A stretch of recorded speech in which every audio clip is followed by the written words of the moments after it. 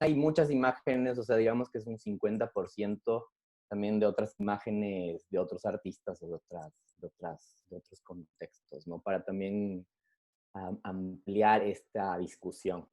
Eh, bueno, les voy a compartir la pantalla. Quiero ver.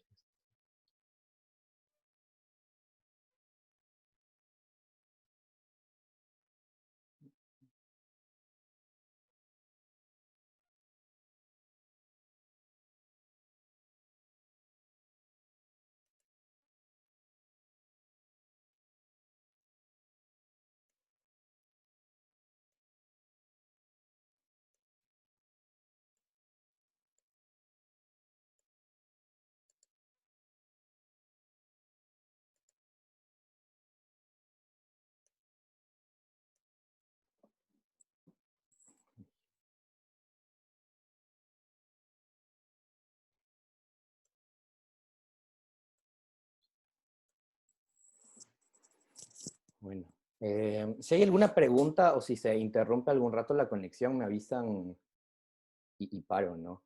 La idea también es que se genere una conversación abierta para que pueda fluir esto. Es mi primera vez que hago una charla virtual en realidad y, y no sé cómo sea la experiencia, pero vamos ahí. Bueno, eh, empezaba la propuesta de la conversación con 4 preguntas, que bueno, estaba en la imagen de invitación y las voy a leer para hacernos acuerdo. ¿Qué cuestionamientos le hacen las producciones de artistas vinculados con los movimientos LGBTI al canon tradicional de la historia del arte? ¿Qué estado se otorga al cuerpo en una producción artística contemporánea que se posiciona desde el ser queer? ¿Cuál ha sido el vínculo entre el SIDA y las prácticas artísticas y culturales? ¿Qué usos críticos o subversivos han encontrado los artistas para dislocar estereotipos atribuidos a las disidencias sexuales? Eh, Estas 4 preguntas, la idea es también retomarlas al final de la conversación para que ustedes también puedan comentar desde estos cuestionamientos y también poder irnos respondiendo a través de la presentación de imágenes. Eh, Quería, no voy a hacer una presentación cronológica o una presentación que va a tener una relación de línea de tiempo, digamos. Entonces voy a saltarme entre temporalidades para poder hacer asociaciones de contexto, ¿no? Eh, y quería empezar en el 2080, en realidad. Esta obra es de Luis Roque, que es un artista de Brasil, y que hace este video que se llama Heaven, que es del 2016, pero que lo contextualiza en el 2080, 100 años después de que surge el SIDA, el primer caso en los Estados Unidos. Es un futuro distópico sobre lo que va a pasar con las comunidades LGBTI, ya que al parecer surge un nuevo virus que afecta a las personas trans y las afecta a través al parecer desde las hormonas, ¿no? Lo que se propone y lo que vemos en la imagen es que se tenga condones corporales para tener contacto sexual y durante todo el video la ficción, claro, reproduce a drones grabando por dónde circulan estos cuerpos, cómo es el contacto entre estos cuerpos, y toda una serie de estrategias que los cuerpos también rompen las reglas para poder tener un contacto y una relación. En el mismo video vamos a ver también que van a ser 2 o 3, van a ser puntos que también se van a repetir en esta presentación, que es la relación entre la salud y la clase y las clases sociales. En el video se propone, claro, las mujeres transexuales afectadas por el virus, en el video de Luis Roque, son mujeres transexuales que tienen acceso al tratamiento de hormonización a través del Estado. Y en un momento del video aparece una mujer transexual de clase social alta que ella accede a sus hormonas privadamente, o sea, las compra en el extranjero o las compra por un sistema privado de salud. Y claro, ella no es víctima, que es la que vemos ahora en la foto. Eh, ella no es víctima de este virus que está surgiendo en el Brasil. ¿no? Entonces, claro, lo que dice es que solo le pasa a las personas que no se están cuidando como deben su salud, ¿no? Entonces, otra vez empiezan a aparecer estas categorías entre el valor económico de la salud, el valor privado de la salud. Bueno, vamos a empezar también con una contextualización. El orgullo LGBT surge a finales de los 60, en los 70, finales de los 60, en 1969, en Stonewall, que es en Mumbai. Y lo lleva a cabo Marsha Johnson, que es una mujer transexual negra, junto con Silvia Rivera. Y juntas generan un disturbio en Nueva York que lo que ocasiona es el orgullo LGBTI y las marchas que ahora conocemos que se realizan en el mes de junio, ¿no? En la ilustración vemos a una ilustración de Guayaquil City, que es un colectivo de Guayaquil que genera igual iconografía para los movimientos LGBTI. Y en este sentido me parecía importante mostrar como los personajes también racializados del orgullo, ¿no? De cómo también empieza como un acto de rebelión y de protesta y de resistencia y como que en la actualidad se ha ido perdiendo esa idea y se vuelven como un espacio de marketing, de comercio. Y bueno, eso pasa en los 60s, al inicio de los 70s en Estados Unidos, en los 80s empieza la crisis del SIDA, 80s y 90s, ¿no? En Ecuador estamos en los 90s, recién estamos en la despenalización de la homosexualidad en 1997. Y bueno, lo que ocasiona este artículo, este cambio en la Constitución, es que los homosexuales, las lesbianas, las transexuales, pasen de ser considerados pasen de ser considerados criminales a ser considerados enfermos, ¿no? Ya que aún existen en los documentos de la Organización Mundial de la Salud el trastorno mental como la transexualidad, que recién se excluirá en el 2019. Entonces, claro, ¿cómo empiezan a vincular el cuerpo disidente sexual más que nada, con la enfermedad? O sea, con el trastorno psicológico, con el trastorno corporal. Y bueno, en Ecuador en los 90, en los 90 se da eh, la despenalización gracias a la lucha de varias mujeres activistas transexuales. En esta imagen vemos un editorial del diario El Comercio, es de un archivo de Leticia Rojas que más que nada recoge la comunicación que había sobre las luchas sociales en ese momento del movimiento LGBTI en Ecuador, ¿no? Acá vemos una foto de las mujeres transexuales que estaban en la plaza del centro, al frente del Palacio de Gobierno, luchando contra la despenalización. Esta fotografía es del archivo Cochinelli, de 1990 igual. Igual vamos a ver más editoriales de cómo el movimiento LGBTI sigue solicitando firmas, tomándose el espacio público, empezó a tomar una suerte de espacio político y de espacio de resistencia en la ciudad y en la esfera pública. En 1987, vamos otra vez a hacer un salto de tiempo, y vamos a ir a Nueva York, a ACT UP, pero también ACT UP es un movimiento activista y artístico que va a surgir en varias ciudades. Va a haber ACT UP Nueva York, va a haber ACT UP París, ACT UP Barcelona, ACT UP Toronto, ACT UP Londres, y una serie de personas que se juntan en relación al SIDA y a las muertes a las muertes prematuras que se dan por las infecciones. Surge el triángulo Silence Equals Death, que es como el símbolo más conocido, digamos, uno de los símbolos más conocidos, yo diría, posterior al arco iris de los movimientos sexuales disidentes, y que toma de partida la categorización de los nazis que daban a los homosexuales, ¿no? Toma el triángulo rosa, digamos. ACT UP hace esta reapropiación y y toma el silencio igual a muerte como un llamado de atención a hablar sobre el VIH y sobre el SIDA, ¿no? Hablar sobre los contagios, hablar sobre las muertes que están sucediendo, tener una conversación pública y una conversación honesta políticamente con los políticos y con los medios de comunicación, ¿no? Eh, ACT UP empieza a tener una relación no solo política, sino artística, y su estética de archivo, su estética gráfica, su estética de reproducción, empieza a ser una epidemia gráfica, lo diría Douglas Prim, que es una serie de elementos visuales que son de fácil reproducción y que empiezan a tener una carga política y que empiezan a reproducirse en la esfera pública, ¿no? Eh, Esta que dice el gobierno tiene sangre en sus manos. Y claro, un llamado de atención también al gobierno, siempre llamados de atención a la sanidad pública, de por qué no se está haciendo cargo sobre la situación del VIH y del SIDA.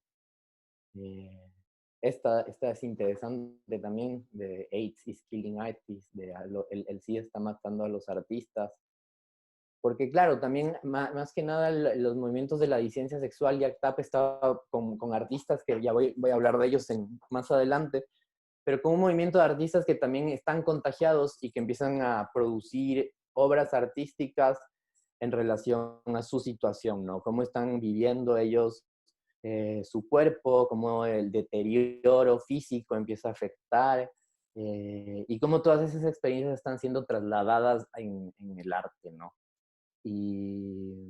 Pero también, claro, como una comunidad en riesgo, ¿no? O sea, no solo la comunidad LGBTI como una comunidad vulnerable, sino la comunidad artística también como una comunidad que no tiene acceso a la salud, a la salud pública, que no tiene acceso a salarios mensuales. Entonces, toda una serie de posicionamientos políticos que salen a partir de lo que los artistas están viviendo, ¿no? En su cuerpo, y cómo volver esa sensación del cuerpo un gráfico, un llamado de atención, nuevamente una pancarta en la esfera pública.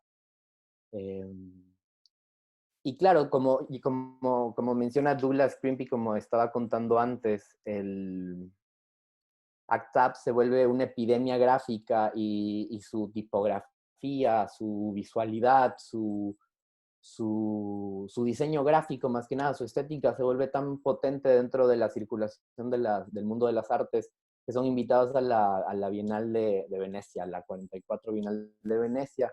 Y lo que proponen es hacer una instalación que, claro, hable en contra de la iglesia. La iglesia en los 90 estaba diciendo que durante la crisis del SIDA decía que los condones no servían y que la única estrategia para no contagiarte era dejar de tener sexo. Entonces era un control biopolítico que se hacía sobre los cuerpos en relación al contacto sexual, al contacto relacional de los cuerpos tocándose, ¿no? Entonces ellos hablaban de esto, querían hablar sobre el tema que la iglesia estaba discutiendo y ponerlo en la Bienal de Venecia. Obviamente la Bienal de Venecia no los deja, y forman parte de un contraevento a la Bienal de Venecia que sucedía en ese mismo momento, ¿no? Entonces la instalación se da, y Grand Fury, que es como una rama dentro de ACT UP, que es la parte artística, participa en la Bienal con esta instalación sobre el Papa. En ese mismo contexto está General Idea, que otra vez retoman los elementos gráficos. De esto vamos a conversar también un poco después, pero también ACT UP es como ese inicio otra vez de la epidemia gráfica, ¿no? De cómo el diseño, la ilustración, los elementos efímeros como el fanzine, las fotocopias, se vuelven elementos de una carga política y de una potencia de difusión masiva, ¿no? General Idea, otro colectivo, se toma la obra conocida que es Lost, que es esta escultura en el espacio público, y pone AIDS, ¿no? SIDA. Y otra vez, hablando sobre cómo retomar los referentes de la historia del arte para poder poner en discusión temas urgentes para las comunidades. Vamos a Kate Herring, que es igual un artista que murió de VIH a inicios de los 90 claro, y que a través de la gráfica, otra vez esta estética pop, genera murales, genera dibujos y la imagen también como una forma de prevención, ¿no? O sea, también no solo como un llamado de atención a los políticos, pero también cómo la imagen empieza a funcionar como una prevención o un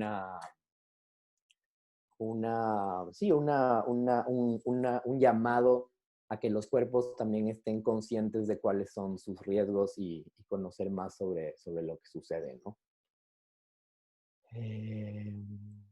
Estos artistas son contemporáneos a ACT UP, estuvieron relacionados con los movimientos de ACT UP. David Wojnarowicz es un artista que incluso participó en performance de ACT UP y que fue fundamental dentro del movimiento. Peter Hugar también, ambos se hacen estos retratos y lo que querían también era demostrar cómo ambos se estaban acompañando en su proceso de contagio del VIH, ¿no? O sea, cómo sus cuerpos cambiaban, cómo había días que no querían levantarse de la cama o cómo querían, o los retratos de protesta. Entonces, también cómo la relación de acompañamiento se vuelve un factor importante dentro de las relaciones queer en las artes visuales, ¿no? O sea, como el compartir, el estar en contacto con el otro, el generar una comunidad activa, una red de soporte que también pueda estar experimentando lo que yo estoy viviendo también en su cuerpo, ¿no? Que lo que me está pasando en mi cuerpo, el otro que está al frente mío también sea capaz de sentirlo y también que sea capaz de darme una respuesta sobre lo que estamos pasando, ¿no? Y estos son una de las performances de ACT UP que lo hace David Wojnarowicz, hizo una de estas, en la que los activistas llevaban las cenizas de las personas fallecidas por el VIH a la Casa Blanca. Ellos lo hacían en un acto de protesta, igual se llamaban funerales políticos, y iban y derramaban un poco de las cenizas de los muertos por el VIH, SIDA, en la Casa Blanca, ¿no? Estas eran las imágenes que igual empiezan a hacer en relación a la muerte también, o sea, también empiezan a abordar un tema que posiblemente las artes visuales también va a ser un giro en los 90, ¿no? El hablar sobre la muerte y sobre el miedo a la muerte, ¿no? Empiezan a hacer performance también, que son performance políticas en la esfera pública que se postran en las calles como cadáveres igual, hablando sobre sus familiares, sobre sus amigos con VIH, ¿no? No solo eran activistas, no solo eran artistas, o sea, no solo eran personas afectadas por el virus, sino también eran personas que eran redes de los afectados, ¿no? Familiares, amigos, personas en común. Y bueno, acá voy a hacer otro salto en el tiempo y vamos a ir a Pose, que seguro algunos habrán visto. Y Pose es una serie de televisión que es dirigida por Ryan Murphy y se estrena en 2018. Esta imagen es de 1980, me parece, me parece que es más de 1987, a finales de los 80. Y Pose retoma en su serie los eventos que ACT UP pasó, ¿no?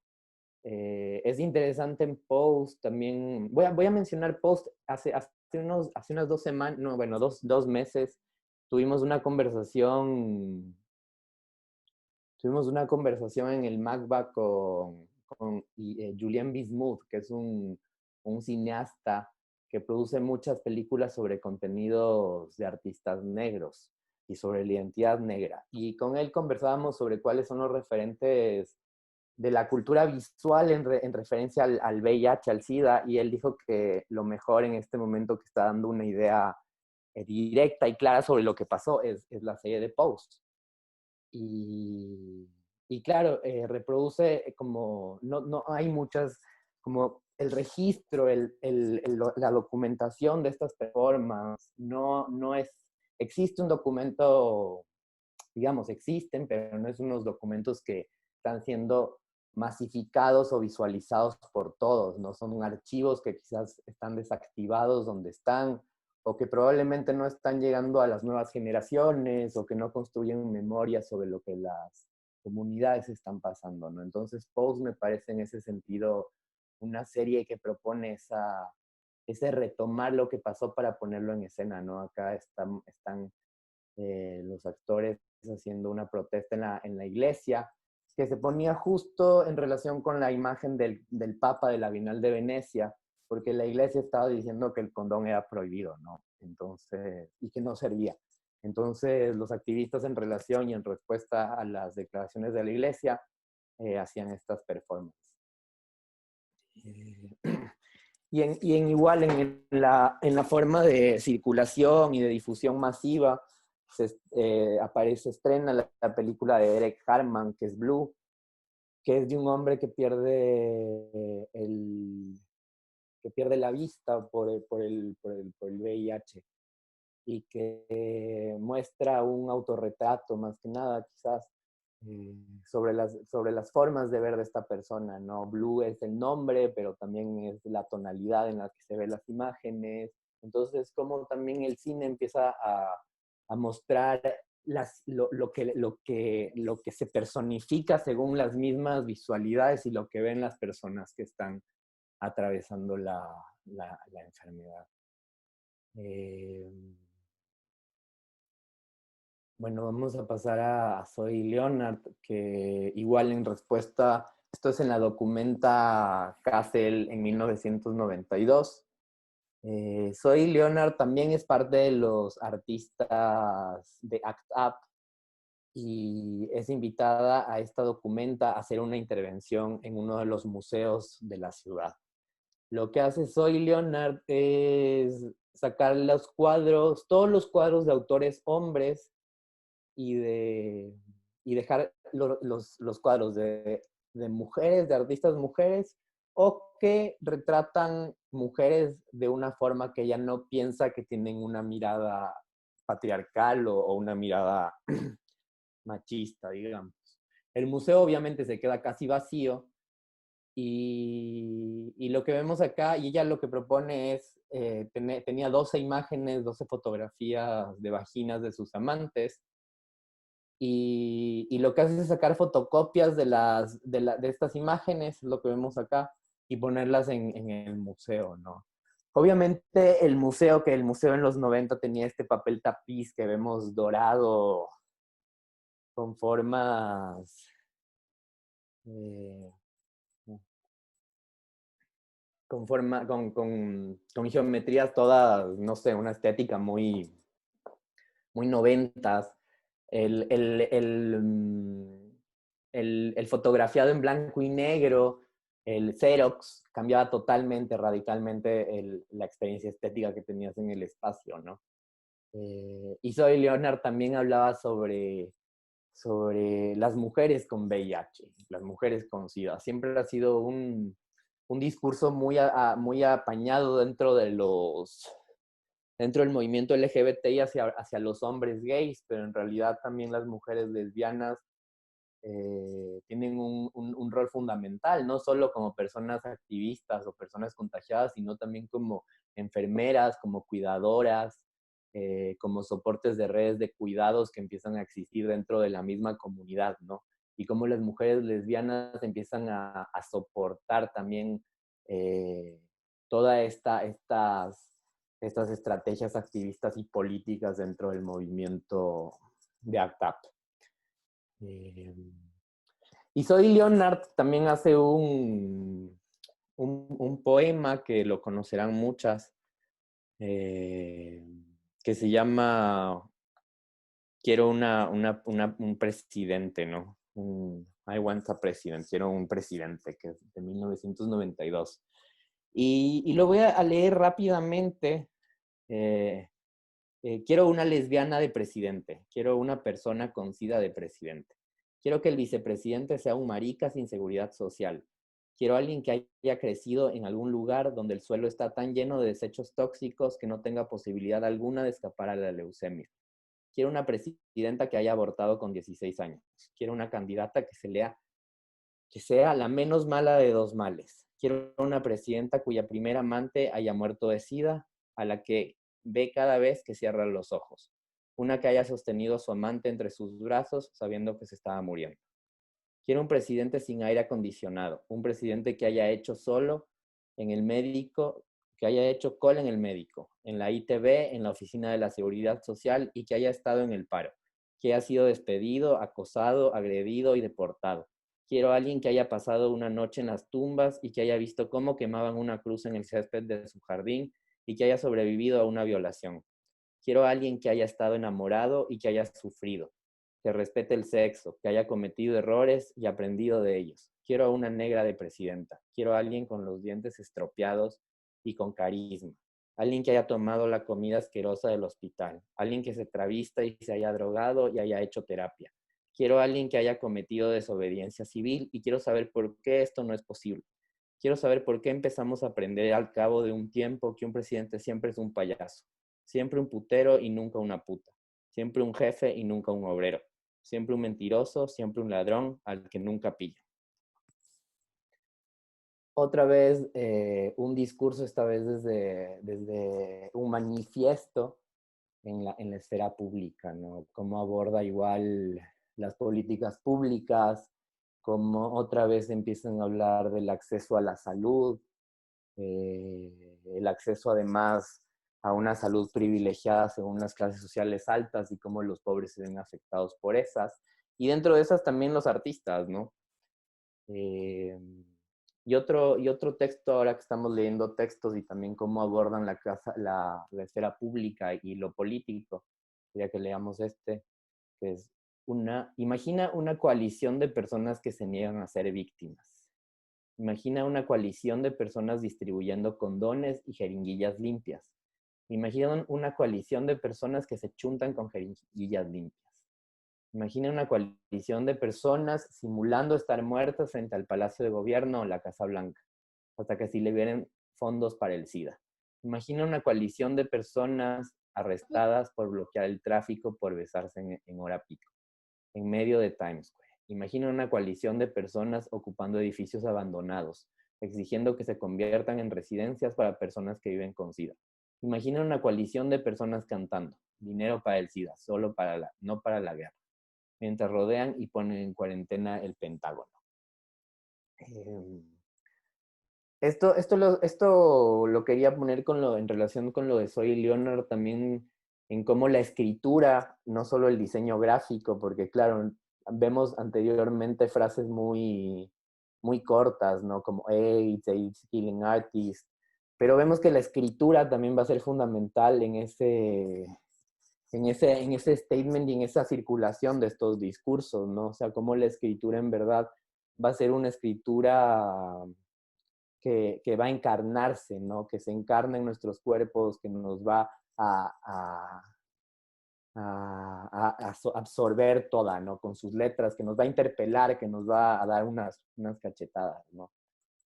Y en ese sentido también empezamos a ver prácticas, o sea, los artistas empiezan a tener prácticas, como les decía, que están en contacto constante con el otro, que buscan una respuesta del otro, que están interpelando al otro. Y Pepe Espialú es uno de los artistas acá en España que es como uno de los referentes dentro de los discursos del SIDA y del VIH. Esta performance se llama Caring y es una performance en la que él también como hombre homosexual, marica, positivo, está siendo cargado por otras personas, ¿no? Y no solo él, sino después la performance al lado vemos a Kate Haring, que es el artista que hizo el mural que les mostraba también antes. Y bueno, la idea de esta performance era que varias gente que era positiva era cargada por otras personas, ¿no? O sea, era soportada, era sostenida cómo la comunidad te puede sostener, cómo dentro de tus procesos eh, o de tus miedos, tu experiencia con la enfermedad, tener una comunidad puede ser un apoyo, cómo tu red de apoyo te va sosteniendo y cómo estas necesidades que los artistas encuentran que son vitales también empiezan a tener una relación y una representación en el arte a través del uso del cuerpo y del performance, ¿no? Entonces acá vemos otro lenguaje más añadiéndose a los que antes mencionaba como son las reproducciones gráficas, como es la escritura, ahora vemos el involucramiento del cuerpo también, ¿no? El performance. Y la fotografía también, como vimos en Soy Leonard, ¿no? Que también es la imagen que vimos en la invitación. Y acá vemos antes de pasar a la otra imagen, vemos también que el espacio público es otro momento de circulación, ¿no? La escritura, los afiches no están circulando en galerías, no están circulando en museos, sino que los artistas están pensando sus producciones eh, para el mundo político, ¿no? Para una urgencia social y una urgencia que están viviendo en ese momento. Félix González Torres propone igual una fotografía en gran formato en 1991, que es una cama vacía en la que habla, en la que reflexiona sobre igual la pérdida de un ser amado por la enfermedad del VIH. En 1991 muere la pareja de Félix González Torres y para él fue un ejercicio casi de duelo, casi sí, de duelo, de rito, de paso, poner esta pancarta en el espacio público, ¿no? No solo estaba en este espacio como la fotografía en Nueva York, sino que la fotografía empieza a tener una reproducción en varios espacios de Estados Unidos y para hacer un llamado en la esfera pública otra vez, ¿no? Un llamado de atención sobre la falta de políticas públicas para enfrentar la enfermedad. Y ahora hacemos un cambio, igual, un paso en el tiempo y tomando la obra de Félix González Torres, que es de 1991. Quería hablar de la obra de Santiago Reyes, que es también otra fotografía, y del 2007, y esta fotografía fue censurada en la Bienal de Cuenca, ¿no? La idea también era que en la forma de Félix González Torres, la fotografía esté dispuesta en el espacio público, pero la censuran porque el municipio de Cuenca dictamina que tiene contenidos contra la niñez y contra, no sé, la buena familia y la moral cuencana. Es expuesta en el Museo de la Medicina, pero sin justamente tener el dispositivo más potente, que era justamente el discurso en el espacio público, ¿no? Santiago Reyes esta vez no muestra la cama vacía, muestra la cama con él y su pareja, una escena íntima, en la que él está puesto una camiseta de la Selección Nacional del Ecuador. Él vive en París, es un ecuatoriano residente en París, también un exiliado, un sexiliado, digamos también. Eh, y en esta fotografía también muestra, o sea, hace un guiño también a la migración, ¿no? Con la camiseta de Ecuador habla también de una identidad, de un lugar específico en la que el cuerpo homosexual está arraigado, que en este caso es Ecuador, y también introduce nociones de migración, que es también a lo que quería pasar. Como los discursos de las disidencias sexuales. Félix González Torres es un hombre cubano viviendo en Nueva York, igual también. Y cómo las disidencias sexuales empiezan a tener un diálogo directo con otros grupos de activismo, no solo los migrantes, sino, por ejemplo, las diversidades funcionales. En esta imagen vemos eh, un afiche sobre cursos de lenguaje de signos para homosexuales y lesbianas intersexuales sordas, ¿no? Eh, Igual acá, correspondencia en revistas de los 90 de mujeres, de hombres, igual de diversidad funcional, sillas de ruedas que quieren tener contacto con otros hombres. Igual, afiches sobre racismo, estos son los 90 también. Racismos, concentraciones sobre la ley de vagos y maleantes, que acá en España, esto es de España, pone en relación, esta ley pone en relación a migrantes con homosexuales, ¿no? Entonces muchos de los movimientos sociales y de las luchas sociales en dar de baja, en dar de baja esta ley van a ser compartidos por estos mismos movimientos. Entonces esto hace que haya un diálogo entre los movimientos racializados, entre los movimientos migrantes, entre los movimientos antirracistas, con los movimientos de la disidencia sexual, a pesar de ser movimientos, a pesar de ser blancos, ¿no? Aún no existía esa separación que se va a ver más adelante. Eh, Acá está ACT UP Barcelona, que es lo que hablábamos antes sobre ACT UP Nueva York. Y estos son archivos que justamente son una investigación que estoy realizando ahora para una exposición de archivos de las disidencias sexuales y que son más que nada visualidades del diálogo entre las migraciones y la disidencia sexual, ¿no? Igual acá el número de muertos que tienen las personas, o sea, como también la imagen también tiene una transformación dentro de lo que está circulando, ¿no? O sea, eh, cómo darte en la cara con el número de muertos que están surgiendo a través de una epidemia es devastador, ¿no? Eh, y en este mismo diálogo de las disidencias sexuales y de las migraciones, quería hablar del colectivo IU, que estos son performances que hacen leyendo textos coloniales que hablaban sobre los hombres que fornican con otros hombres o las mujeres eh, indias. En realidad, y bueno, y también se ponen en lugares específicos de España, ¿no? Que es donde salieron los barcos de Colón para la conquista y donde está algún colonizador que es Francisco, a ver, este es... Sí, o sea, en lugares específicos donde los colonos eran representados en España, ¿no? Y frente a estos espacios, ellos cuestionaban estos textos a través de sus cuerpos, a través de performance, a través de igual corporeidades marrones que cuestionan ese privilegio blanco y ese colonialismo que se ha hecho las identidades de Abya Yala.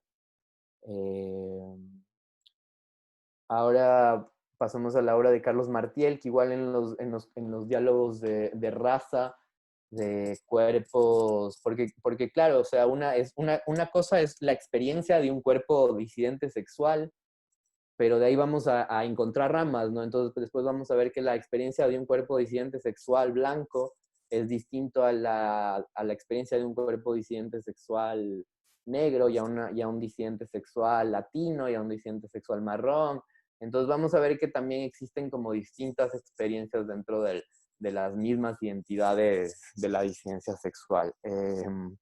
Esta performance de Carlos Martiel, bueno, Carlos Martiel es un artista que pone en diálogo eso, ¿no? Que pone en escena al cuerpo negro para hablar sobre racismo, para hablar de explotación, para hablar de violencia.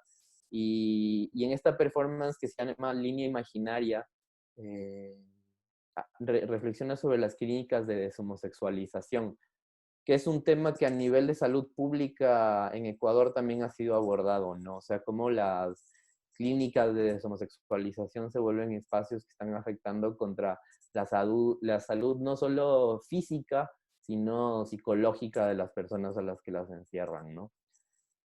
Carlos es una performance duracional que se queda aproximadamente 3 horas detrás de ese alambre de púas, sujeto a la pared, para que el público tenga esa experiencia igual, ¿no? De un cuerpo atado por unos alambres de púas, para tener para poder pasar hacia la otra parte de la exposición tenías que atravesar los alambres de púas. Eh, entonces tienes una experiencia directa con el espectador, ¿no? Que es justamente eso lo que busca el performance, como vimos en lo de Pepe Espialú, que son diálogos directos con las personas, con los cuerpos. En esta performance de Carlos también podemos ver eso. Esta es una carta de un archivo que es una carta de un chico que le escribe a su novio desde una clínica igual que estaba encerrado por su familia. Entonces le escribe sobre cómo le está pasando, sobre lo que le están haciendo, sobre hace cuánto tiempo está ahí. Entonces se van a generar una suerte de visualidades de problemáticas, una serie de visualidades de problemáticas que están surgiendo nacionalmente, ¿no? O sea, que podemos ver que, por ejemplo, en la urgencia del VIH de ACT UP se generaron visualidades en contra del SIDA. En Ecuador la urgencia quizás es las clínicas de deshomosexualización, entonces empezaron a surgir otras visualidades en relación a eso, ¿no? Cayetana Salao con el juicio público a las clínicas de deshomosexualización que hacen en el Parque El Arbolito también, y cómo después eso se traslada, se traduce también a una exposición en el CAC, en el que la exposición logra un pronunciamiento del Ministerio de Salud para cerrar estos espacios, ¿no? Entonces otra vez vemos cómo los espacios institucionales empiezan a tener también una cabida importante en el discurso y en la activación de estas prácticas. Igual el reciente libro sobre los retratos del encierro y los sobrevivientes de las clínicas de deshomosexualización, que es una publicación que igual hace Cayetana Salao con el colectivo que investigó sobre mujeres, sobre el encierro de mujeres lesbianas, y cómo estas experiencias se traducen también en una publicación tiene, que te reclama, que te interpela el trauma también de estas personas que han tenido en estos encierros. Pero también se vuelven formas de compartirlos y de hacerlos públicos y de también como Félix González Torres en su página, en su foto con la cama vacía, también se vuelven formas de hacer un duelo, ¿no? Como una especie de rito de paso para que el hacer conocer mi experiencia puede también curar un poco lo que estoy pasando, ¿no? Eh, y esos relatos, esas experiencias se vuelven experiencias significativas para las otras personas de las comunidades, ya que se vuelven formas de cuidarnos, formas de estar los unos con los otros, formas de generar redes de cuidados para que estas cosas no sucedan, ¿no? Y eso es lo que ha hecho la Casa Trans también con las redes de cuidados y los soportes con las mujeres transexuales en Quito. Esta es una casa de la comunidad, esta es una fotografía que muestra a las chicas que viven en la casa, que es una casa que justamente les ofrece un refugio, les ofrece un hogar para que puedan hacer una vida cotidiana, ¿no? Y un soporte dentro de la esfera social que ellas quieren participar. Indetectable, igual intransmisible, es intransmisible de Guayaquil, igual, que nos habla sobre también ya las nuevas relaciones con el VIH, ¿no? O sea, de que si una persona es positiva, ya no te puede transmitir el virus, eh, ya no te puede transmitir el virus debido al tratamiento, ¿no? Entonces también como estos mensajes se vuelven estrategias de cuidado, ¿no? O sea, como también no son reclamos como vemos en ACT UP o llamados de atención a la esfera política, sino también se vuelven formas de cuidado, formas de cuidarnos unos a otros, formas de estar, de acompañarnos, formas de tener una inteligencia comunitaria, ¿no? En esa misma línea está esta publicación que me pareció interesante, que es de Lucas Larrochelle, que habla sobre el amor en tiempos del SIDA, ¿no? Entonces igual son formas de hacer el amor, formas de tener relaciones sexuales, formas de tener contactos sexuales De carne. que no son riesgosos con las personas, ¿no? Y igual, una serie de compilados de varias personas, de escritores, artistas, que te hablan sobre sus experiencias. Y también vuelvo a Post ahora con esta imagen del hospital y ahora que estamos hablando de los cuidados, porque también me produce en una de sus capítulos, tiene una imagen en el que uno de sus protagonistas está en el hospital internado porque tuvo una una recaída por el SIDA. Pose está ambientada en los inicios de los 90, entonces en el 94 se descubre la primera pastilla que un poco empieza a luchar contra el virus. En el 91 todavía esto estaba en pruebas, entonces eran medicamentos que te ocasionaban efectos secundarios fuertes, recaídas de salud fuerte, entonces va al hospital y lo que pasa es que en una alucinación febril tiene esta imagen que es como él cantando y en una fiesta de jazz, tocándole a todos los enfermos música, ¿no? Posteriormente a esto, igual realizan la fiesta en el hospital. Entonces, lo que me parece interesante de esta propuesta visual también es como la producción de otras visualidades, de otras experiencias de vida, que no son las imágenes de muerte, las imágenes de pérdida o las imágenes de luto, sino también son imágenes de acompañamiento, imágenes de cuidado, imágenes de estar juntas, imágenes también de bailar, ¿no? O sea, imágenes de cantar, de cómo el cuerpo y cómo la comunidad LGBTI también se ha visto también siempre relacionada con el canto, con el baile, con el movimiento, con el festejo, con la fiesta. Eh, y con el estar juntos, con el conversar, con el hacer encuentros. Este es un taller que se hizo en el 2017 de Queer City sobre performance, en el que se hablaba sobre un acontecimiento que ocurría igual en los 90, que arrojaban a las mujeres transexuales a las lagunas de la Carolina y el Ejido, y que en algún momento yo hice una performance, que es una imagen que pasó al inicio, y que lo que propusimos es colectivamente abordar esa temática, ¿no? Porque claro, como hablábamos, no existen registros o imágenes de estas experiencias que a veces son importantes de conocer para la comunidad, ¿no? Entonces, como la misma comunidad artística o la comunidad LGBTI está produciendo estas visualidades para poder hablar de ciertas historias. Entonces, claro, no es necesario un documento fidedigno en el sentido histórico, archivístico, documental, para poder hablar de nuestras historias y de lo que pasó, sino que también puede darse en lugares de encuentro, en performance. Entonces, lo que se propuso es una toma del espacio público de la Carolina a través de intentar nadar o intentar como disfrutar ese espacio, ¿no? Como darle un giro simbólico a un espacio de trauma y de, y de violencia, darle un giro hacia la presencia, el aquí estamos, ¿no? Casi un statement de tomarse la esfera pública. El mismo encuentro de Queer City también tuvo un encuentro de gráfica, porque, claro, es como vemos las gráficas, los fanzines, todo lo que podemos llamar como efímero, que son los afiches. Lo efímero son este término que los archivistas usan para clasificar dentro de los archivos este tipo de materiales, ¿no? Entonces, es muy interesante cómo, claro, cómo los documentos efímeros son la mayoría de documentos que encuentras cuando estás investigando sobre movimientos LGBTI. Entonces hicimos este taller que es sobre gráfica para la Marcha del Orgullo y la propuesta era sacar una tipografía. De hecho, el Ernesto debe estar por ahí escuchando esto, él también participó de esto, fue uno de los diseñadores que propuso la tipografía con Ediciones Aurora, un colectivo de Brasil.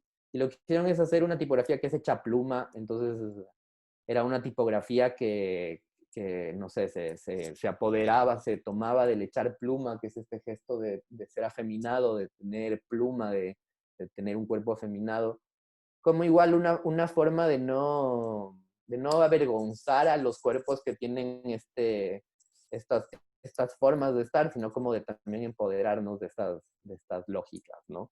Y se generaron carteles, se generaron sí, carteles de protesta en que la gente salió con su tipografía hecha pluma a la marcha del orgullo LGBTI y lograron activarse de ahí estas discusiones también, ¿no? Otra vez intentar no ver cuerpos normativos, cuerpos que están como constantemente en la heteronormatividad y poder hablar de otras formas de corporeidades. Entonces se recorrió toda la marcha, igual otra vez como un sentido de toma del espacio público y toma del, del discurso a través de la circulación de gráficas, de visualidades en la esfera pública. Y en ese sentido se van construyendo imágenes, o sea, la idea es que, claro, se van construyendo documentos que no son documentos históricos o documentos que nos hablan sobre una noción cronológica de los movimientos sociales, sino también cómo el presente, cómo nuestra experiencia del presente es capaz de construir estos documentos del pasado, ¿no? Y cómo también empiezan a surgir a través de ese ejercicio imágenes que logran hablar de la comunidad. Y me llama la atención cómo también, por ejemplo, en todos estos años que hemos hecho la exposición del orgullo, casi no hay visualidades que nos hablen de todas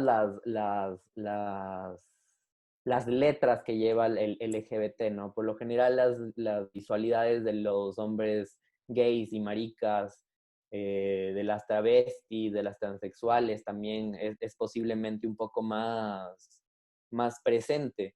Y empiezan a surgir imágenes de por ejemplo, la comunidad transmasculina. Esta fue también parte de la última exposición Archivos en el CAC, que es una comunidad transmasculina que igual la están conformando las personas del proyecto transgénero que vimos la casa anteriormente, ¿no? Entonces son otra vez imágenes de comunidades que se están fortaleciendo, que se están formando, y que son documentos de justamente esas experiencias y esas potencialidades que los cuerpos están logrando, ¿no? Esta imagen también es de un artista, un activista trans venezolano que es migrante acá en España. Y acá en España algunos gimnasios tienen el baño para personas transexuales. Y esta es una foto de Nacho en el baño en su baño del gimnasio. Y claro, el baño es una serie de la foto, es una de las fotos, ¿no? Pero en las otras fotos se va a ver que el baño está vacío. Él es el único usuario, ¿no? Entonces también una experiencia de los cuerpos en el uso de ciertos espacios, también en el entendimiento de los espacios, en cómo su cuerpo también empieza a, a tener espacios donde desplegar su identidad es, digamos, lo normal, entre comillas, por así decirlo, o también cómo esos cuerpos empiezan a tener espacios para sus disfrutes, sus usos, sus cuidados, y empiezan a habitar la esfera pública, ¿no? La experiencia ciudadana. Y en ese punto quería compartirles esta imagen también. Y hablando de virus también, de VIH, de tomas de artistas, de Félix González, les quería leer también esta este poema, esta frase de Félix, que es: quiero ser como un virus dentro de la institución. En otras palabras, todos los aparatos ideológicos se están replicando, porque es así como funciona la cultura. Si funciono como un virus, un impostor, un elemento infiltrado, podré replicarme con estas instituciones. Entonces también es ver cómo la idea de virus, de contagio, de tocarnos unas a otras, de sobarnos, de bailar, de estar juntos, también son formas de resistir, ¿no? O sea, no son formas que deberían ser como satanizadas o formas insalubres de estar. Ya mismo se acaba el tiempo, entonces, para cerrar, quería dar como unas nociones súper rápidas para conversar sobre las conclusiones de lo que hemos hablado. Una es que el arte no es suficiente o no hace lo suficiente o nada contra el SIDA. Estos son igual statements de los artistas de ACT UP. Pero sin embargo dispone de técnicas y estrategias de representación o de proliferación que aplican a emergencias políticas y sociales, ¿no? ¿Cómo entendemos? O sea, esto quiere decir que a través del arte podemos entender o tener un mayor entendimiento de cómo hemos superado, cómo hemos enfrentado, más que superar, enfrentar emergencias sociales como por ejemplo la crisis del VIH y cómo el arte nos puede dar narrativas y estrategias sobre esos recursos, ¿no? Otra reflexión que me surge cuando estaba haciendo esta presentación es el tipo de prácticas artísticas como el video, la fotografía, las reproducciones gráficas. Se presentan como registros efímeros y residuales del cuerpo, ¿no? Como experiencias que son o registros de lo que el cuerpo está pasando, de lo que está viviendo, pero nunca son como las experiencias en sí, porque son efímeras.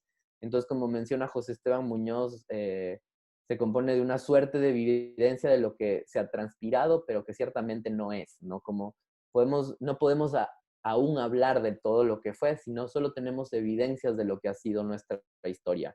Y eso también es tener la noción de una historia queer, ¿no? No de una historia oficial, no una historia patriarcal, sino una historia entendiendo que los saltos en el tiempo son importantes también para entender los espacios que hemos ocupado y desde dónde los hemos ocupado.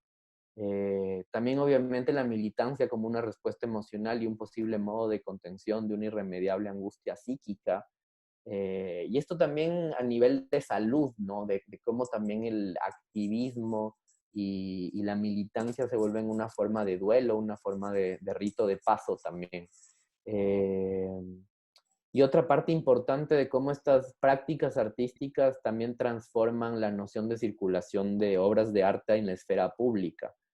Y en la esfera pública íntima, ¿no? ¿Cómo contrarrestan la invisibilidad de los sentimientos y de lo que debe de estar, de lo que debe sentirse en la esfera pública, ¿no? O sea, de cómo sentimientos como el duelo, la muerte, la pérdida, que son sentimientos que usualmente los tenemos en privado, cómo se vuelven públicos y cómo toman y cómo se muestran en el espacio público y la importancia que estos tienen, ¿no?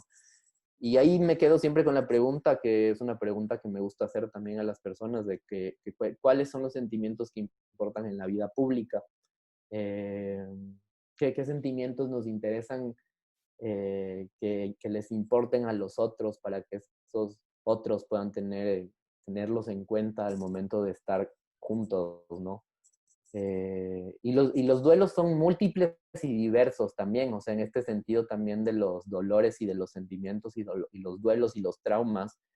O sea, los duelos son múltiples, no solo son los duelos de la muerte por la enfermedad, por el virus, sino también son los duelos que se tienen en una crisis como la del VIH, es la crisis de los sentidos, que, que son crisis sociales que te transforman las formas de relacionarte en su totalidad, ¿no? Entonces, en este sentido, el VIH también tuvo una pérdida de formas particulares del contacto sexual, la pérdida de poder follar, de poder tener sexo sin condón, como también la práctica de tener sexo sin condón se vuelve una práctica insegura. Entonces, ¿cómo empiezan a volver a tener, a nombrarse, a existir unos valores que empiezan a, digamos, a tener un poder biopolítico también sobre los cuerpos, ¿no? Y cómo el sexo seguro constituye una pérdida del rechazo de las cadenas perversas, ¿no? O sea, de cómo empieza a existir una noción de sexo seguro y sexo inseguro.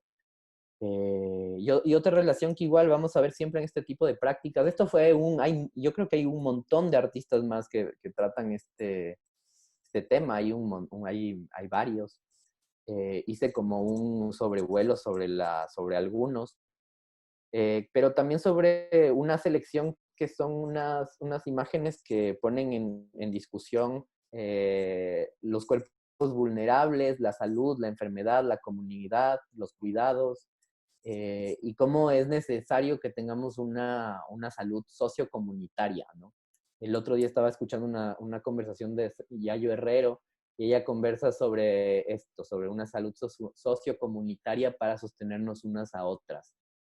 Una salud pública resiliente que garantice los cuidados al momento de enfrentarnos con emergencias que ponen en peligro la vida.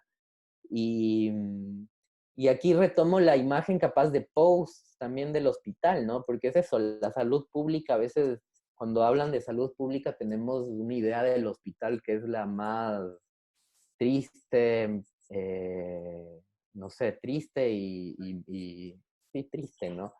Entonces también cómo generar otras imágenes que nos den una sospecha sobre cómo abordar estos temas de la salud comunitaria, de cómo comunidad podemos también tratar temas que ponen en emergencia la vida y el cuerpo, ¿no? Que era el tema de conversación de hoy. Y eso, si tienen alguna pregunta, muchas gracias. Muchas gracias, Edu. Eso, abrimos un poco la ronda de preguntas. Si alguien quiere preguntar algo a Edu, puede hacerlo por chat o directamente por acá. Tiene que poner la mano. Esperamos sus participaciones. Muchas gracias, Edu. Muy interesante la charla. Gracias por compartir. Bueno. Nada, a ti, gracias.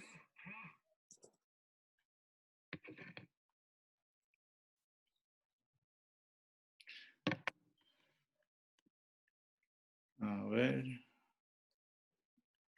Estoy revisando el chat. Hay un corazón de Juan Carlos. ¿Alguien tiene alguna pregunta, comentario sobre lo que vieron?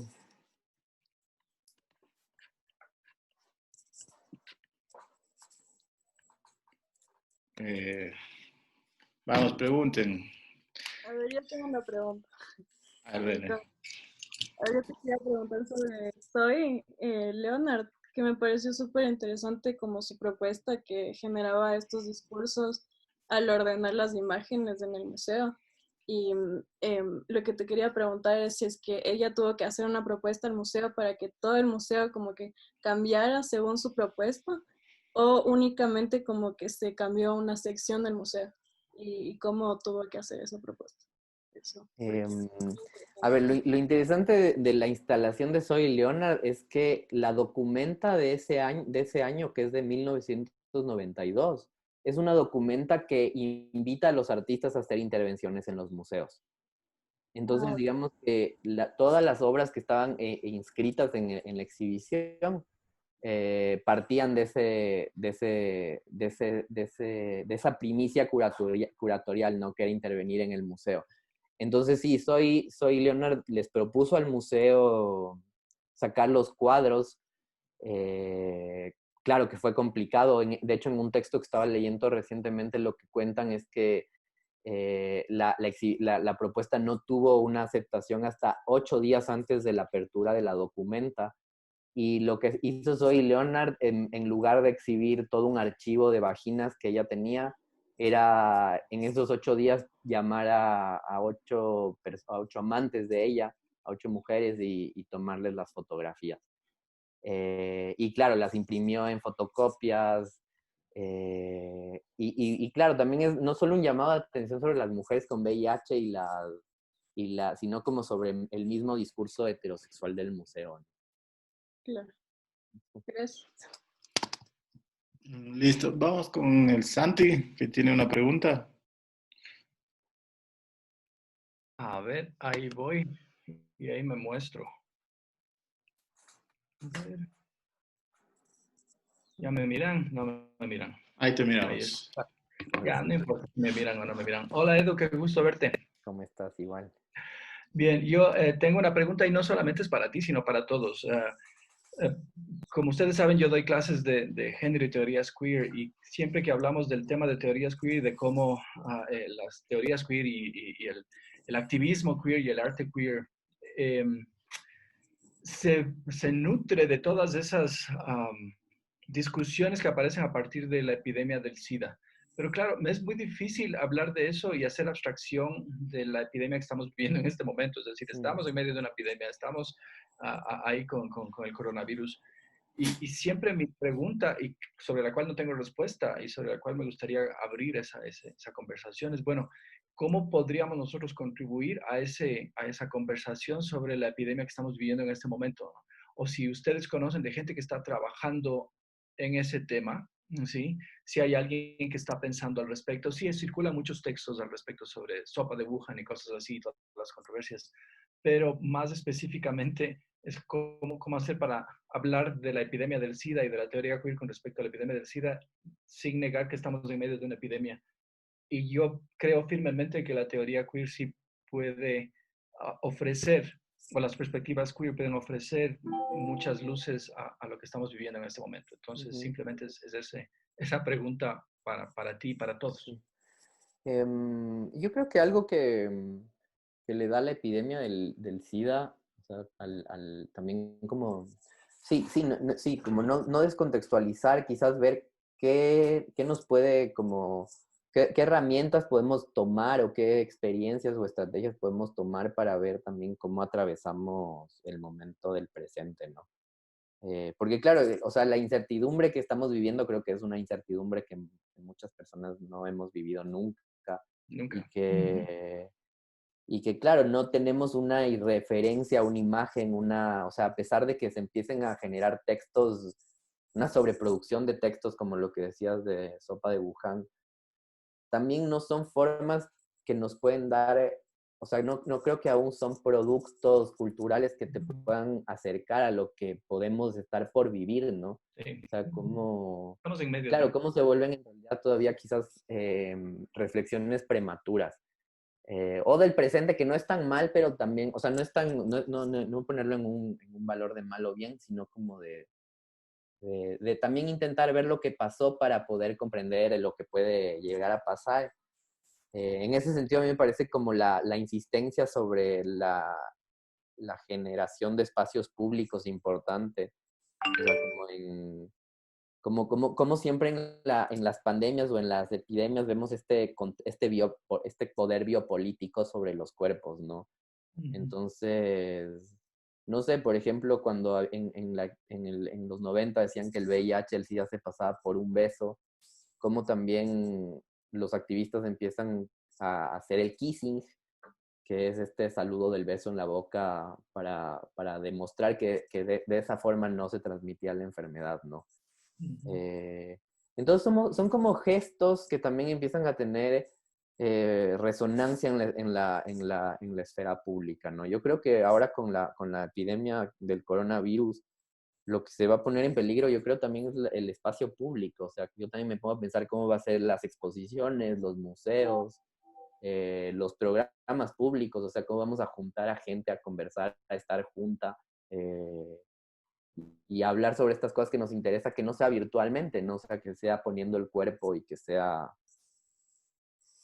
Sí, eso. Claro. ¿O qué significa el cuerpo en este contexto de distanciamiento social, ¿no? O sea, ¿qué significa el cuerpo? ¿Qué significa las relaciones? ¿Qué significa la caricia? ¿Qué significa el abrazo? ¿Qué significa el sexo, ¿no? Dentro de este contexto de distanciamiento social y cuánto va a durar. O sea, son preguntas que ahí salen y que no hay respuesta. Estamos en medio de la incertidumbre. Ajá. Sí, total. Alguien veo que escribió también algo. El Ernesto. Sí, hay una pregunta de Ernesto. Te la leo para que todo el mundo la pueda tener y luego pasas a responder. Y luego tenía Lami otra pregunta que había levantado la mano. No sé si se arrepintió porque ya bajó la mano. Pero vamos. Hace un par de meses pude ver una miniserie que se llamaba Visible, Out on Television. Muy buena y aborda, entre otras cosas, la forma peyorativa en la que se representaban los personajes de LGBTI en la TV norteamericana. Quería preguntarte si has encontrado dentro de tu investigación o procesos que aborden en Ecuador justamente esta representación de la TV ecuatoriana, pasada y presente. Yo creo que discursos específicos sobre la televisión en el sentido de, digamos, video, transmisión en vivo y así, no tanto, pero creo sobre los discursos que producen la televisión, sí, ¿no? Sobre los estereotipos más que nada. Entonces, por ejemplo, el trabajo de Guayaquil, que es como toda esta estética gráfica sobre un poco también desde el humor, satirizar los estereotipos del guayaco batracio, de la masculinidad, de la madera de guerrero, o de los personajes también que han surgido en el sector popular, entre comillas, ¿no? también, no sé, las marcas, por ejemplo, o sea, también esa reapropiación de las marcas masivas o de Juan Pueblo, exacto, como dice el Ernesto. Entonces sí, creo que Guayaquil puede ser uno de los, de los artistas que tratan estas. Chévere. Seguimos con la siguiente pregunta. Gaby León, ¿puedes activar tu micrófono? Ya, ¿me escuchan? Sí, perfecto. Ahí.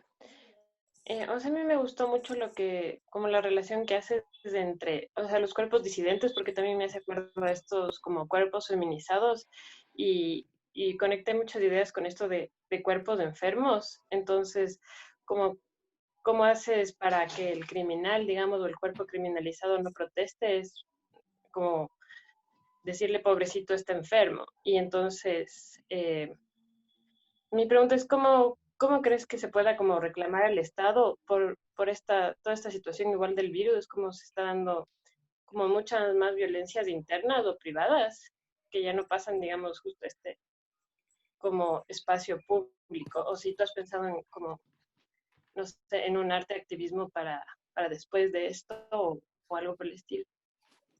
Ya. Sí, ahí también me hiciste acuerdo de algo que le quería responder al Santi igual. A ver. Acá, o sea, hay casos que la gente empieza a hablar de, en vez de violentados o víctimas, digamos, hablar de afectados, ¿no? En algunos casos, en algunos, digamos, crisis sociales que ha habido, se empieza a hablar de no víctimas por el VIH, sino afectados por el VIH. Entonces también como la transformación de la palabra afectados va a abordar y va a hacer más interseccional los activismos, ¿no? O sea, como los afectados no solo vamos a ser los familiares, los amigos de las gentes que están muriendo, sino también van a ser, no sé, o sea, cómo se vuelve una red de soporte. Y en ese sentido de la red, por ejemplo, acá en Barcelona, si pueden googleenla en, en Facebook, se llama Redes de Cuidados Antirracistas. Es una red de cuidados antirracistas que la conforman algunos activistas y artistas de Barcelona, entre ellos Daniela Ortiz, no sé si ustedes la conocen, que es una artista que produce mucha obra en relación a las relaciones de poder colonial que se dan entre América Latina, Via Yala y Europa.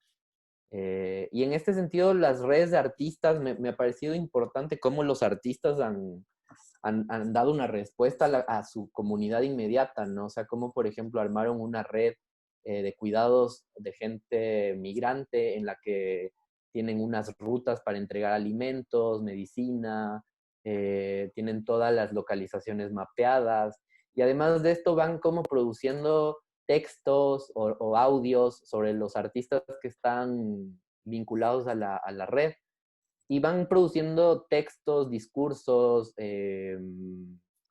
también la producción es inmediata, ¿no? Yo creo que en estas urgencias las personas no están produciendo, y también por eso tiene relación lo efímero, no están produciendo como obras acabadas o se están dando tiempo para tener unos procesos de producción de tiempos largos, sino que los procesos de producción son mucho más cortos y experienciales al momento, ¿no? Entonces, como existen manifiestos, discursos que leen los artistas, entonces empieza a generar un archivo también de sentimientos, un archivo de sentimientos de toda la experiencia que es cuidar el uno del otro, ¿no?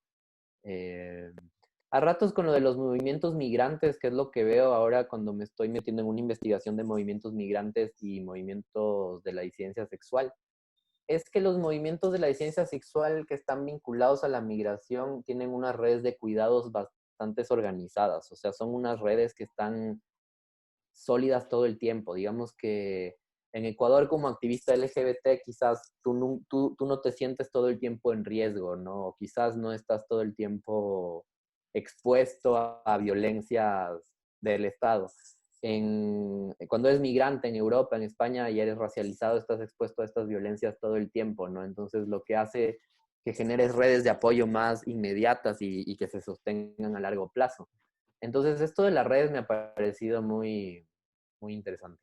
O sea, como toda el soporte que los artistas en sus formas de producir pueden emerger desde ese lugar.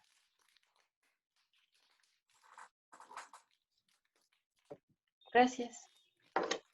Bien, listo. Alami, no sé si quieres hacer la pregunta. Vi que se te saliste de la sesión y volviste a entrar. O si no, todo bien.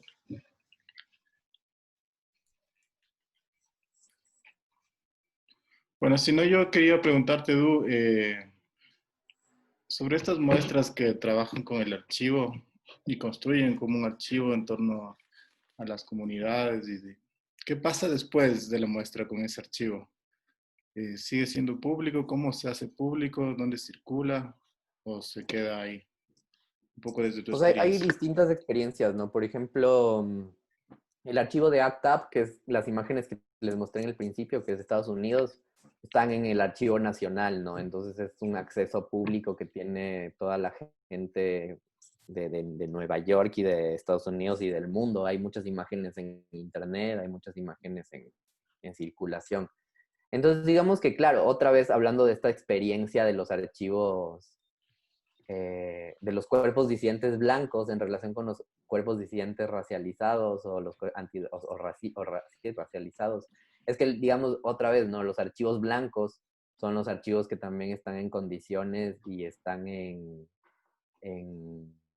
instituciones, ¿no? Entonces Estados Unidos tiene como muy bien localizada la historia LGBTI y es una historia oficial la que existe, ¿no? Entonces, más bien el reto de los historiadores y de los y de los teóricos queer y de los curadores es poder generar otras narrativas de esa historia oficial que ya existe.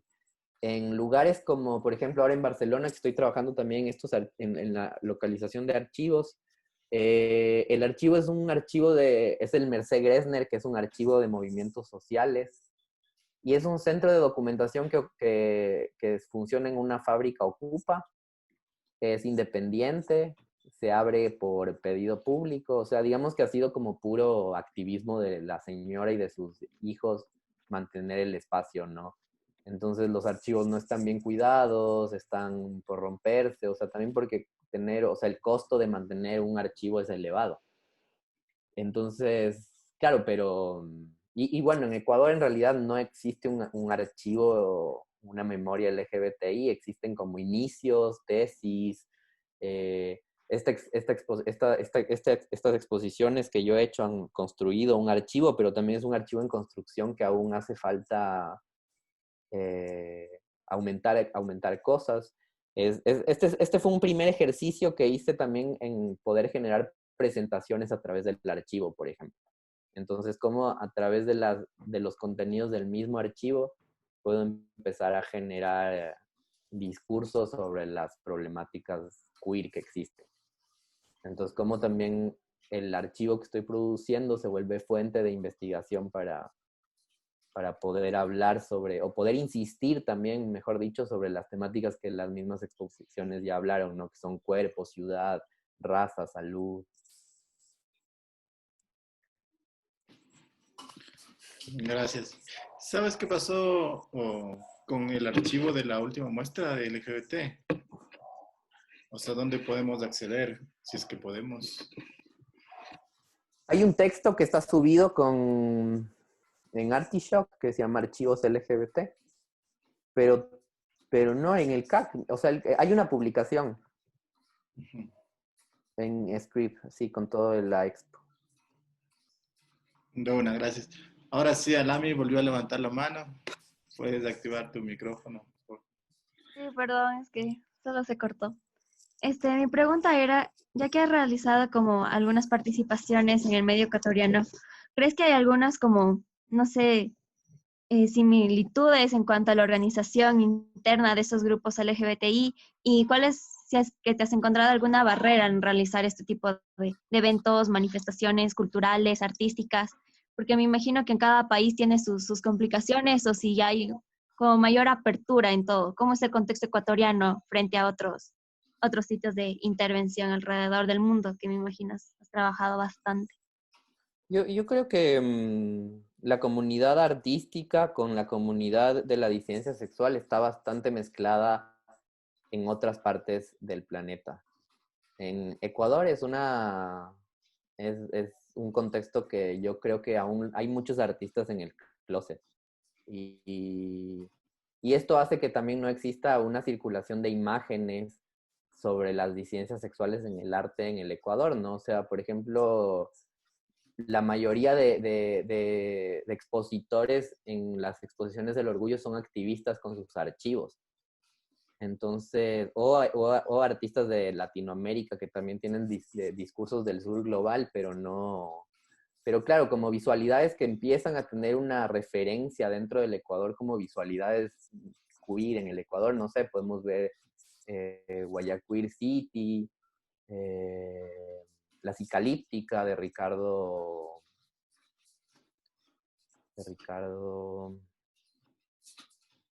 La Cicalíptica, que también hizo una residencia sobre VIH que se llamaba Positiva.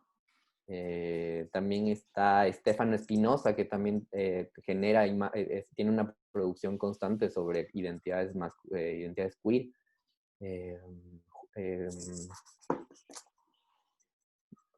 ¿Quién más? La Joya también, que hace desde la música y desde el performance y desde el texto experiencias sobre esto, las Pachacuir también. Entonces también han sido como actores culturales que han podido generar un mix entre la escena artística y la escena disidente sexual, ¿no?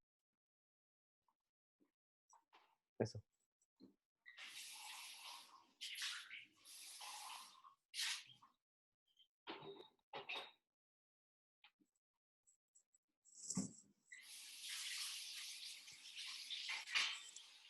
¿Alguien más tiene otra pregunta? Si no, ya creo que podemos ir.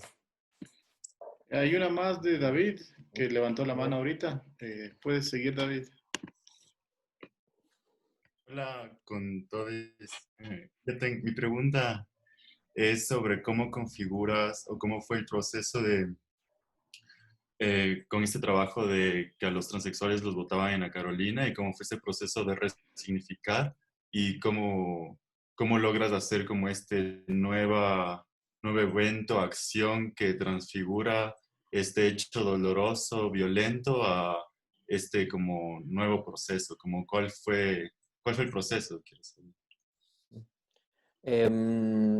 Bueno, lo que pasó en la Carolina es de los 90, ¿no? Yo lo retomo en el 2009, me parece, o en el 2010, creo que es 2009, y lo hago como performance. Yo estudié artes visuales, entonces tengo una producción inicial en ejercicios de performance. Hice este performance que, claro, consistía en travestirme a mí y flotar en el parque como en un sentido como que fuera una piscina. Y claro, la idea era como un poco volver a este espacio de violencia y de trauma en un espacio de disfrute, ¿no? Entonces la idea era como tener una imagen de que la persona está por poco y en el verano, ¿no? Pero claro, la experiencia fue totalmente distinta. O sea, eso tú pensabas como en una imagen inicial de lo que te propones cuando haces un performance, ¿no? Pero la experiencia que atravesó mi cuerpo durante la acción fue distinta. O sea, tuve mucho frío, por ejemplo.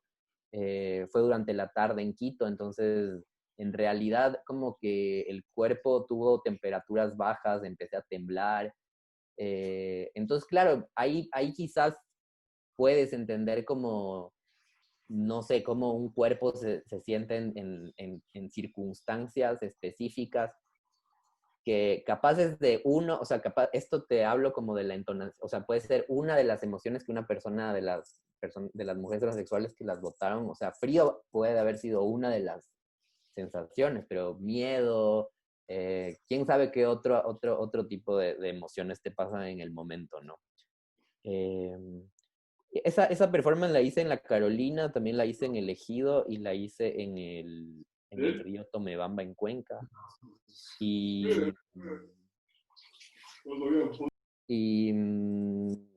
Y claro, todas las veces sucedía esto de sentir el cuerpo frío, entonces el frío se volvió una de los sentimientos o sensaciones, que más bien dicho, que te atraviesa el cuerpo. Lo interesante es que muchas activistas de la comunidad trans me fueron a visitar en la acción que hice en el Ejido, por ejemplo, y pudimos hablar de lo que había sucedido antes, que en la Carolina no pasó. Entonces me parece interesante que al menos, porque por ejemplo yo no tenía un acercamiento con las activistas trans en ese momento. Y claro, cuando traté de investigar sobre este hecho no encontraba en ningún lado. Entonces yo solo hice la performance porque había escuchado sobre que esto pasaba. Y después de que hice la performance, empecé a tener información sobre lo que había pasado. Entonces también la performance se volvió un dispositivo para poder hablar del tema. Y después retomamos esto con las personas del taller colectivo, como construido en esta primera experiencia inicial.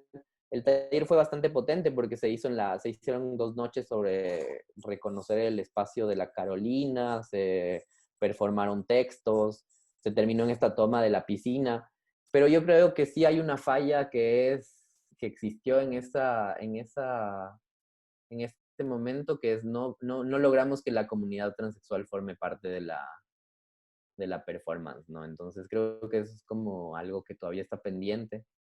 Entonces, claro, ¿cómo puedes hablar de algo de un trauma de unos cuerpos si esos mismos cuerpos no están hablando sobre su historia, ¿no?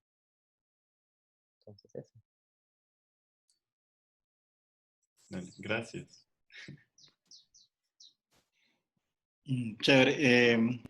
Tenemos espacio para una última pregunta, si no ya podemos ir cerrando la charla. Si alguien más tiene una pregunta, es ahora. Si no... Yo quería preguntarte igual del trabajo anterior, si al momento de realizar la performance tal vez te encontraste con algunas de estas personas que vivieron el hecho anterior, o cómo obtuviste los informes como de esta memoria colectiva de violencia.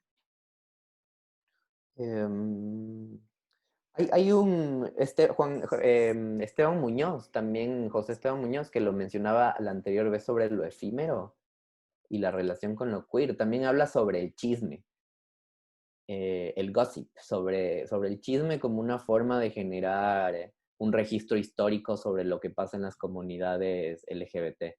Entonces, en realidad yo tuve acceso a esta información de la Carolina por chisme, ¿no? Y se volvió así, como que toda la gente sabía un poco más. Entonces, me acuerdo que María Amelia Viteri me contó bastante del tema. Ana Almeida también del proyecto Transgénero me contó del tema. Pero nunca conocí a alguien que haya pasado la experiencia. Seguro Ana, a María Amelia conocen a personas porque fueron bastantes. Después sé que ya se volvió, o sea, sé que pasaba frecuentemente. Pero sí, creo que la fuente principal fue chisme y como, sí, como el rumor más que chisme, exacto.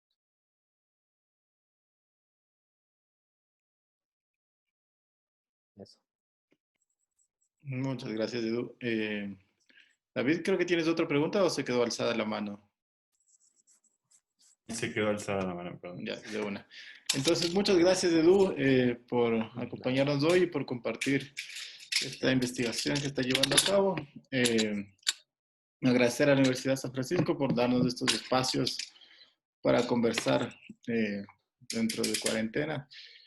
Y recordarles que hoy a las 4 de la tarde tenemos una segunda charla sobre patrimonio con Pamela Ceballos, sobre un proyecto que desarrolla en Napila, un proyecto de museo arqueológico.